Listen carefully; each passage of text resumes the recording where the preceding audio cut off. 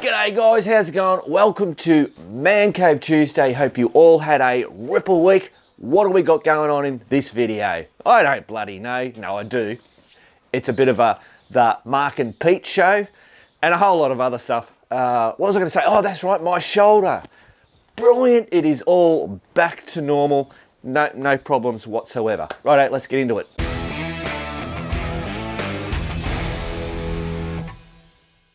Rightio guys, Pete's bloody around here again. We've got put the back wheel on the T700 and we've got the old tube to do a bit of a, what did you call that? Autopsy. Autopsy on the tube to see what's going on. Yep. But, so Pete said in last Man Cave Tuesday, he won the Olight off Josh and Nat's channel, Mary Valley Dirt Bike Riders. Thank you very much. And boom, Here it is. there it is. The Olight O-Lantern. Cool, so. Green Lantern. The green, yeah, the green lantern, That's it. All right, so what's the deal with this is that it has that, if you've seen Josh's stuff, the magnetic little, that's just... Yeah, it's great. That is really just good. Like you go to the side and it just goes boom. Yep. Plug it into a USB and you can charge it up. Don't know how long it takes to charge. A couple of hours, I think. When I got it, there was power in the battery, so when I opened it up last night, was power in the battery. I think it took about 2 hours for it to be go green, or you know. So anyway, it's not long. Got a hook thing, and it's still actually Pete was showing me on the you can like do it on the corner. So it's got that little thing. I don't know. Yeah. Whatever. Yeah. This thing just comes up. You've got two globes with it. There's this one here, and it's interesting, you can see that there, so the globes, that's how it kind of like works, whatever that means. It's just an interesting thing. So push down, turn that, Have and a look there we at that. go, look at that.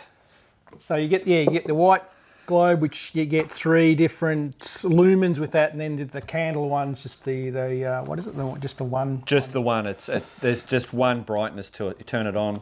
Yeah, 1 lumen that is, and that'll go for 80 hours. The specs say 80 hours on 80 hours. Yep. So now we'll put this one in, and so just trying to read these in this light. So what's that low? That's low. hang on. What we'll do?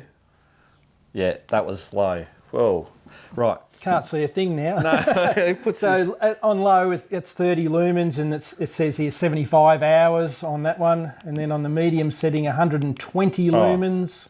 Oh, hang on, what am I doing? There you go. 120 lumens with 20 hours of operation, and the high one, boom. 360 lumens with 6.5 hours runtime, it's saying. Yeah, it's very bright, guys. I don't know. It's bloody bright. Where are you? Yeah, it is. It bloody. By heading away. Yeah, that's all right. That's cool. Now turn the bloody stupid thing off. Weighs 347 grams. What's its 2.6 inches? It's saying here. Yeah. I don't know, it might be diameter. What's the? So it's got one button. Yep. If you hold that down, it's going to light up and then turn off. Yep. That's in lock position. So now you can't press that and turn it on, you know, whatever. To unlock it, oh, where is it? There it is. Hold it down. Now it should be off, on. Hold it down, it cycles through till you get it to what you want. Yep. Turn it off. And it also has, you might not be able to see, it's got little glowy things. So at the moment it's got a green glow, and that says it's like over 70% charged. Then it has a yellow one, which means 70 to 30%. And then it has red, which means under 30%. And then a blinking red light means that it's 10%. Yeah, 10% or less, I suppose. And that stays illuminated while it's not, while it's just sitting there. And then that little LED turns off. But as soon as you touch it, it turns that back on again. Yep. For whatever. I don't know, I think it says so you can locate the light or something. Yeah, well, that's it, because I'm seeing all these other ones. I'm pushing. Yeah. That's actually, that button should have the switch been a different shape, if you ask me. But that's. Oh no, can the punters pick that up? Where is the switch? Hang on. Can you see? I don't Oh yeah, you can see the green there. Green glow. I know, probably can't hold it still enough for it to go they'll off. see. They'll get that. I'll zoom in on it. May not, because I'm holding it. Yeah. And the idea of locking it is so, I suppose, that LED doesn't come on while you're travelling and that sort of thing. No, and wasting the bloody battery, yeah. Yep. So, Pete, how much? We just checked it Yeah, up. we just checked it on the website. It was $109.95. Oh, Jesus, look out. Not going to get a lot of change out of $110.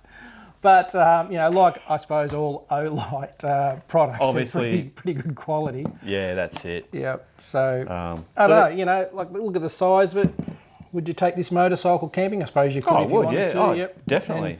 And we were saying with that candle one, it's probably a good one for the insects, not attracting insects maybe, I don't know, or just whatever. But yeah, good little handy size, isn't it?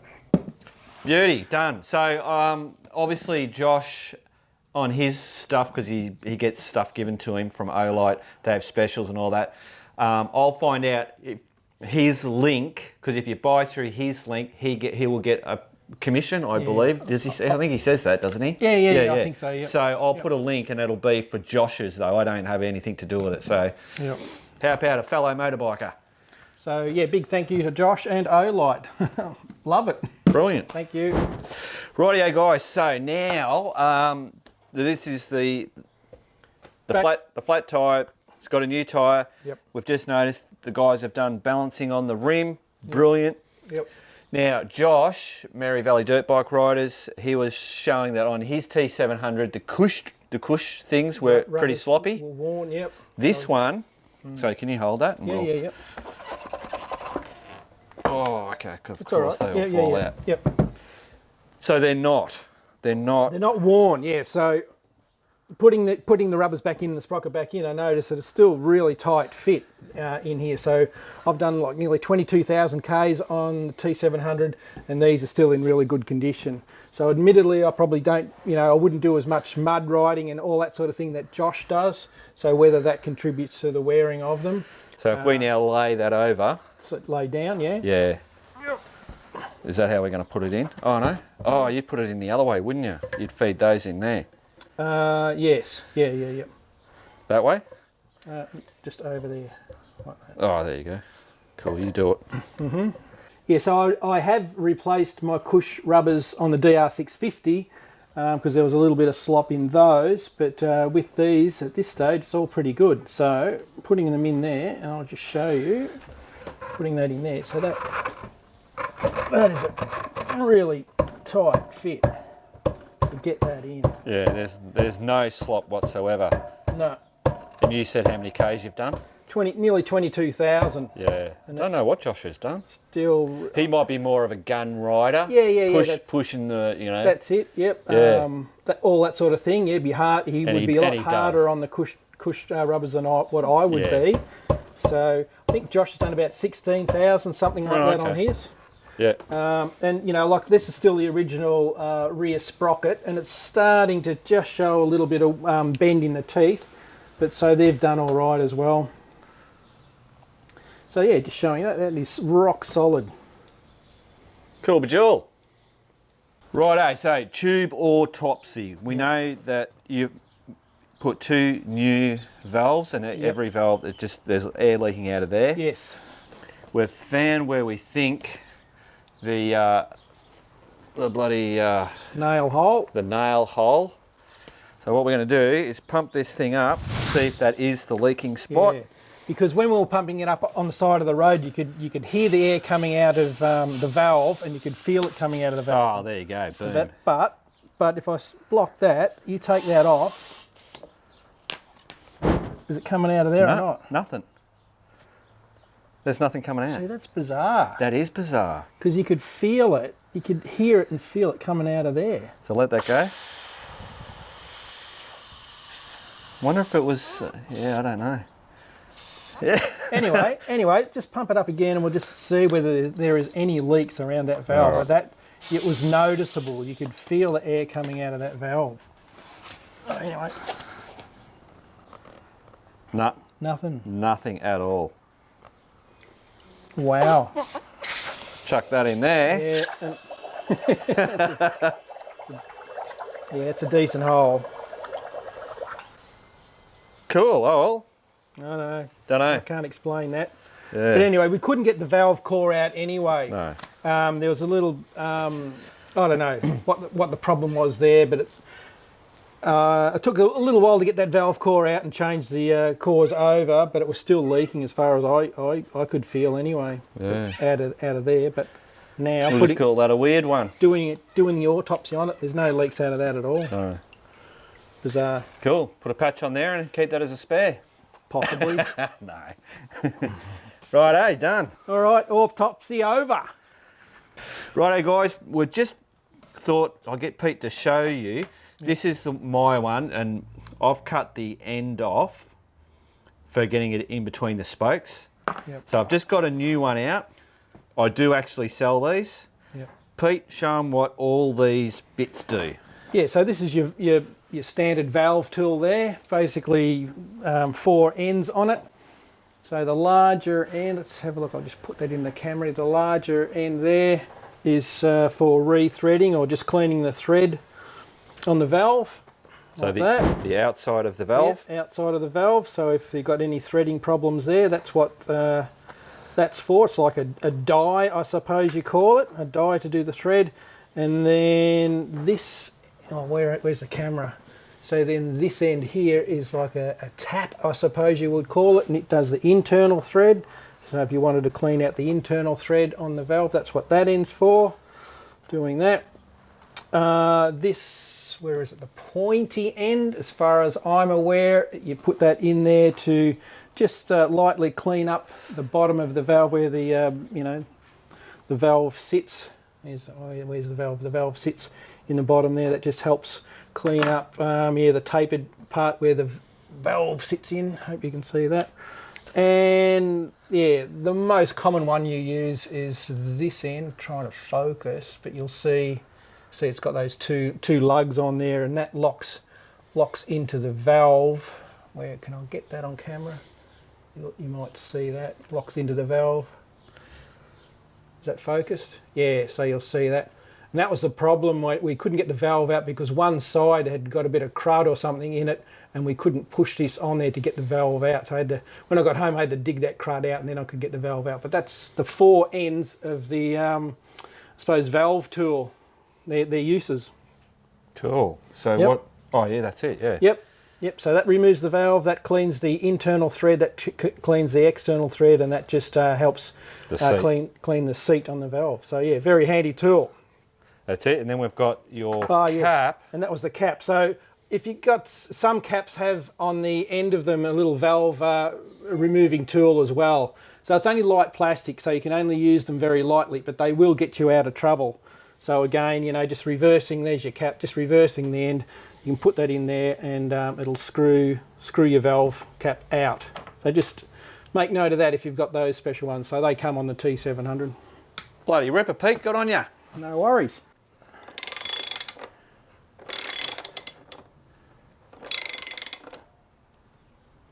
That's nipped. That ain't moving anywhere now. Okay. Cool. So we just let it down and then give it a good tighten. Yep. There you go. Right, guys. Sorry. What were we saying? Oh, so people mentioned when we were out there trying to just buggerising around with that valve, a lot of people said you had a spare valve in the spare tyre on the trailer. Yeah. So that's a good one for the memory bank. Exactly, yeah. Yeah, if you've got a spare tyre somewhere, Yep. even the Jeep had it on the roof. Yes, yeah. Every car has a spare, so if for some reason you needed another valve, yeah, you could. Yeah, because a car and a motorbike, exactly the same valve. Should be the same thing. Yeah, it is, yeah. It'll be worth checking anyway, it's an option. Brilliant. Rightio guys, I've got some mail come in. They've actually came in a couple of weeks ago. I've been really slack, but I've been under the pump. Anyway, right, first thing that has come, and this is from Rob. Then Rob was from Ontario, Canada. Right, hi Mark, I really enjoy your YouTube channel. Thanks for providing such great content. Thanks mate, my pleasure. I wanted to send you a few things. Number 1, a hunting knife. Remember the hunting knife. A flashlight, magnetic tray for bolts, etc. Bottle opener, and a license plate, Ontario, Canada. Cool. Booyah. Look at that. So that's going to be another prized bloody treasure up there somewhere. What was the other one? Oh, so that's bloody British, beautiful British Columbia. Canada. That's Canada. That's Canada. Ha! Bloody hell. Magnetic tray. I've got a couple of these, but you can never have too many of them. There is the bottle opener. Bloody ripper. And obviously it's one of those multi-tool things. A flashlight. Now it's a... Oh, hang on. Runs... Whoa. That went... Why did that go around? It's one of those ones where you can go like in and out to get the thing. And I think you do that, off, and then it does that. And then you're back to that. Booyah. Cool. It's a really handy little, that might go with my riding pack. I normally only carry just this is the one that I use here in the garage, but exactly the same I have in my tank bag. But I reckon that might be handy to have on my hydration pack. Right. Now, the hunting knife. You ready for the hunting knife? There it is. Check this. This is actual metal. It fully functions. I don't know. I'll get that to... Come on, Mr. Bloody camera focus. Check that out. That's awesome. So such a small little knife, but that's proper metal.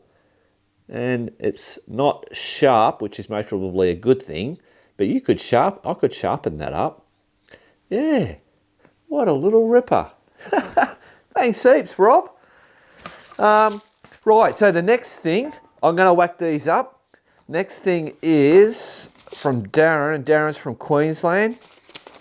Hi Mark, I've been watching your channel for many years and enjoy it immensely.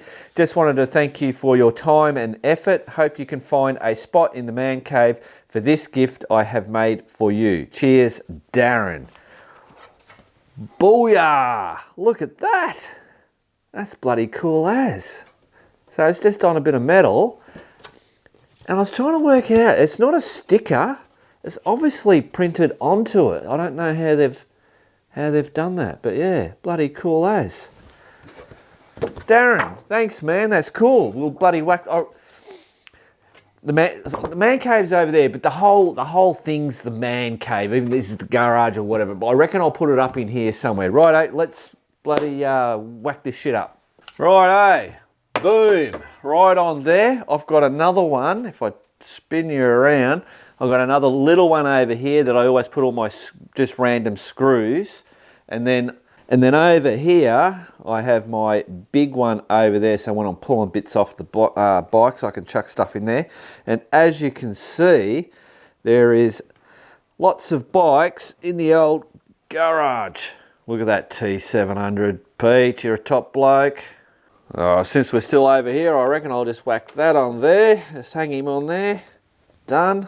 Right, now the old open in case of emergency box. If you remember, I never showed anybody in this except for crew members. It was ages and ages ago. Well, here we go. We're gonna open it and everybody can see what's in there. Booyah! So obviously first aid stuff in there. And then this is just the little trinkets. There's cigars, flask, shot glass, I don't know, some gasoline, peppermints, the old 10mm socket break in case of emergency. Just a bit of bloody bullshit in there. So what I'm going to do is I'm going to whack that little hunting knife in there for the moment. There we go. So there you go. Done. Rightio, so I reckon about up there. Booyah! Bloody ripper. And of course the torch will go on my hydration pack, so I'll just put that there. Right, now for the sign to go, I reckon I'm going up here. Righto, changed my mind, it's going to go right there, I reckon. Bloody Bob, we've got to get organised on this this diode thing. I've got to do the blinker things for Max. I'll have to give you a ring and bloody organise that. For those that don't know what I'm talking about, it's using a diode so that when you've got LED blinkers, front and rear, that it all actually works. And you've got to put a diode in there because of the single globe in the dash. And I wanted to get Bob to come up and we actually go to the electrical place, find the particular diodes and how to actually make your own. Rightio guys, now things I've got to get done. I'll mostly get this done. I will get it done next week. Don't worry about that. You'll see that in a minute. So tripod, I've still got to fix tripod for the bike. Max's new bloody windshield thing is on there, and I've most probably going to try and do another different design or something like that, just for shits and giggles. Now, booyah! So this, get those lights out of the bloody way. So what I've done is I've got, this is for the Open Roads Rally, trying out using a big tablet for the navigation. I got an extra long RAM mount thing here. I've got this little cool thing, and actually Pete's got one of these. It's a clamp, so it's an easy on-off. Normally I have a U-bolt and you nut it all up onto your handlebar. But yeah, so I'm going to try this out. So that's the dashboard app. And if I go to that is the actual rally. So it runs on a PDF, but that's how, if you can see that, I am going to do a video on how all this works, but as you're going along, and this here is going at, bloody satellite, you know, as in kilometers and all that. Or it's like, what does it work out? It's like, whoa, what the hell, 93. If I click on that and then go reset value, goes back to zeros, but yeah, you'll have kilometers and then meters after that. So yeah, still testing. I've had a bit of a play, but yeah, I will do a video in regards to this whole setup and see if it works. Right, so now I've got to do a Jay Leno's Garage giveaway. You guys, the bloody crew members, go, Mark, you're supposed to be doing it every friggin' week. Let's do it now. Rightio guys, it's time for the Jay Leno's Garage Australia bloody $100 giveaway for the crew members. These are some of the bloody Jay Leno's products. You know the deal. Here is their website. You can, so anybody, the followers of Biker Bits gets 15% off. Same with crew members, and the crew members obviously $100 off to go and spend on that website. Righto, let's draw it out. Right now, just quickly, 106 entrants in there, crew members. To the new guys that have entered themselves into it, it's not automatically puts you in the list down the below. I've got to manually do it. I've had a lot on my plate just currently. So that's now all updated in there, just so you know that you're in there. Righto, let's do it. Rightio, here we go. Remember, it's lucky number 7. 1, 2, 3, 4, 5, 6, 7. Greg Miller. Congratulations, Greg. You are the winner of the $100 voucher for Jay Leno's Garage Australia. Nev and Evan will send you out the voucher via email. Spend up, man. Cool. Rightio, guys. So a lot of you will be very interested to know what happened with Parks Victoria, apart from blowing the bloody top off my head, putting me into a big slump of shit. Yeah, that was... It's all right now. I don't... Right, so straight up, I don't know what the outcome is going to be. It's going to be, they said, about 2 to 3 weeks before I receive something or get something or whatever. All right, so on Friday at 11 a.m. I went down to Parks Victoria. Vicky had actually called me just before that to say, hey, am I still going? Yep.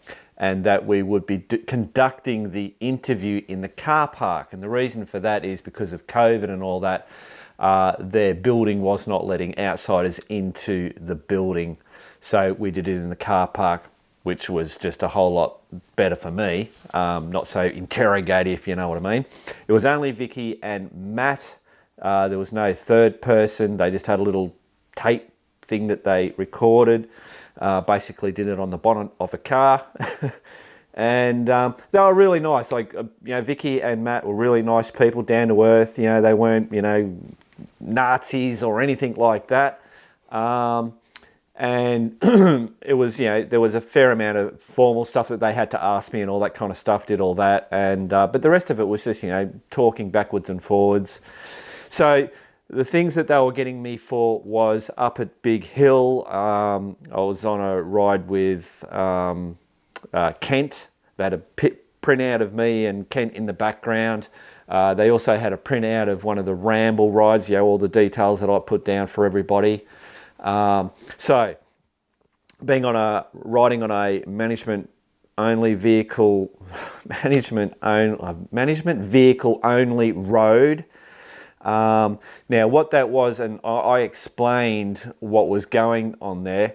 On the top of Big Hill, it's a 100k zone, and just on the outskirts of Bendigo, it's a hill that you go up, and then directly up you can turn off, and it swings back, and it takes you into Rattlers Pass. So me and Kent, because we were trying to find tracks, we thought instead of going all the way through, we'd go that way. Anyway, they've put up new signs and big bloody things, bollards, so basically walkers or whatever can get through, and obviously a motorbike can just ride through. I seen that there, and I made a decision in my head. I know I've only got to go 400 meters to get to Rattlers Pass, and I also thought, oh, they've done this because it's an unsafe place to do it, so they're deterring people. We're already there. We'll just zip through and go there. And in the video, I'm pointing everything out, so it's not like I was thinking I was doing something bad. So that was that point. So clearly I did the wrong thing. Done. The other thing was doing single tracks. And, as I said to them, I thought I'm on a formed track. I'm not wrecking anything or whatever. I'm sticking to the track and I'm just following the track. But that's the problem, is that Bendigo just has tracks everywhere, and people like me keep riding on those tracks, and that you're not allowed to ride on those tracks. They want them to grow over and disappear so that everybody sticks to the car tracks, so two-wheel tracks. With talking to them, it gets very confusing. So anyway, I'll explain that bit later. So that was the second thing. And I, again, put my hands up. Yes, I was on there. I didn't think I was doing the wrong thing. And the third thing was the running tours. So one of those videos, and I think that maybe, I didn't ask how did they pick me up. Vicky did say that they've been looking at me since, I think, was it the 20th of September or something like that? And they've been looking at the videos and all that kind of stuff. Oh, shit, I'm losing my train of thought. Why am I losing my train of thought? Damn. Come on, Mark, it'll come to you. The hell was I saying that for? I'm going to come back to you guys, hang on. Right, I had to look back at the bloody video to find out where I was going. So, tours, running tours. And one of those videos was Bendigo Bush Tours. I'd named it Bendigo Bush Tour, which is just a tag-along ride. So, tag-along rides, the bush or the camp adventure rides, any of the rides I do, they're free. I don't charge money for them. And I said the only one that there's money is for a ramble ride, and I'm not running tours. It's basically the guy, we're getting together. I was explaining that motorcycles are dangerous, just being motorcycles, let alone going out by yourself. So we try and go with a couple of guys or in a group or whatever. And I put these on, and we basically put the money together that covers the cost. There's no, I'm not making money out of it. And like I explained, and I told them, I've been doing, the very first one that I did was back in 2014, and we only do like one a year, and there has been a couple of years where I've done two. So, this isn't a tour business. I'm a web designer, an online retailer, and a YouTuber. That's my business. That's how I make my money. Anyway, and then they showed the printout of the ramble and how it's, I lay it all out, and I said, I'm a web designer. This is my creative outlet, and I love doing logos. You guys know I love doing logos and all the bullshit. And I'm very organized, and I just have, everything's just simple. We've got a website there. I put that information like a bulletin board. It's not like, putting it on Facebook and saying, oh, we'll meet at BP and, you bloody on this day, and then you turn up and there's only 2 or 3 people turn up, or people didn't, and you're going back to try and find. We have it on the website there. We have it all, and like they had, because I have the disclaimer. I said, I just got that off the internet. I'm just trying to do the right bloody thing. I don't have a tour operator license, which is the problem. Is that because apparently Kamaruka is a national park. I don't think I knew that Kamaruka was a national park, but it is. And we do travel through that on that particular, on a ramble, on that Bendigo ramble. And of course they're thinking that I'm doing it for the other ones where money is not exchanged. So you're not allowed to do that if you're running a tour where you're making money. Parks Victoria are going, well, you're making money out of it, we want some of it too, which goes towards, doing stuff and whatever. So that's what they were wanting to get me for, also was the tour. And I said, look, I can see what you're saying. I can see that you look at that and you go, it's a tour, but I'm telling you, it ain't a tour, and I'm not a tour operator, it's not my business, blah, blah, blah.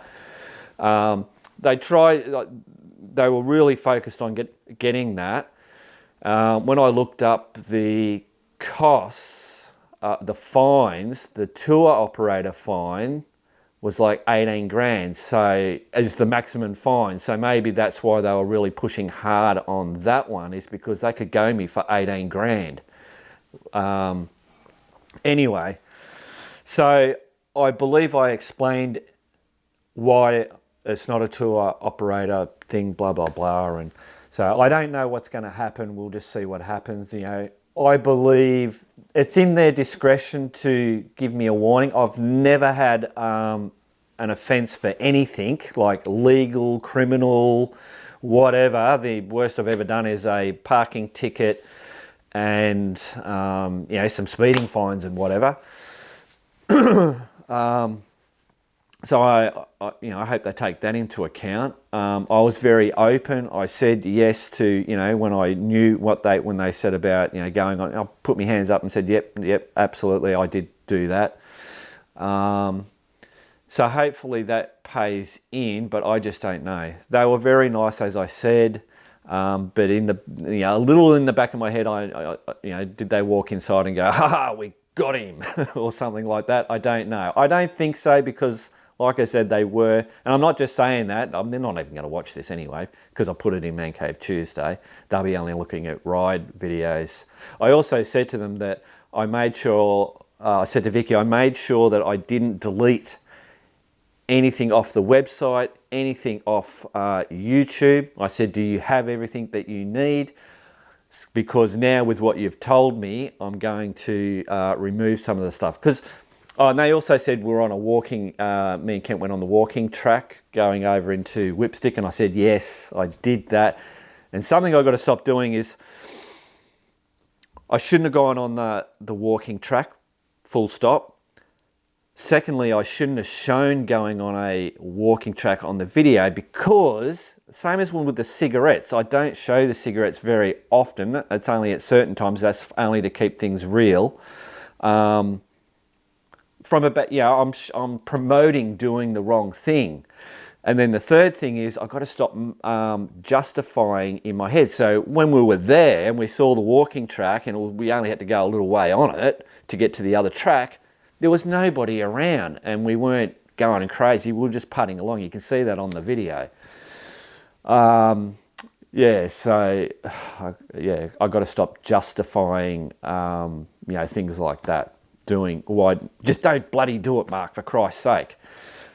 Now, another thing I've heard is that here in Bendigo with the push bike people, Giant, I think it's Giant, it's a shop that sells push bikes, and Parks Victoria went to Giant and had pictures of mountain bikers wearing their jersey and was saying, hey, they're wearing your jersey, who are they? Because we've got them on, they have little trail cams out there on those particular spots, and you can get caught by that, not just being me, videoing me actually doing it. So that's something to be careful of.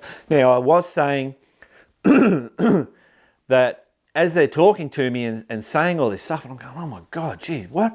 Like Vicky said, you have to know what the tenure is. And I said, what the hell is tenure? So what she meant by that was that, it can be a national park, it can be a, a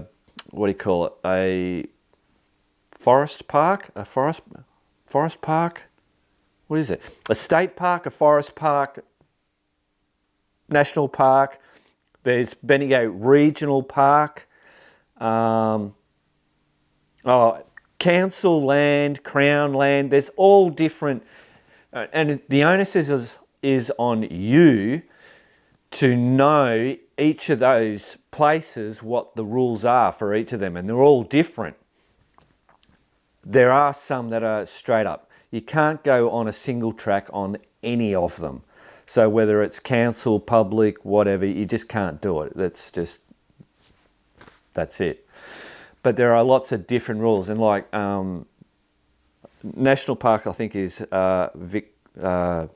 Parks Victoria. State parks are the DPL or whatever bloody name that is, and then maybe the regional parks are the council. Same with basically, I think Parks Victoria only care about national park stuff, and it's quite amazing to see how many sections are now national parks in around here. So anyway, I'm going to be doing a whole lot of homework. I said I wanted to work with them. They didn't really confirm whether they'd be able to work with me or whatever to try and work it all out. But Vicky did say that she will send me some brochures, and that they have done stuff with mates, as in the motorbike mates stuff.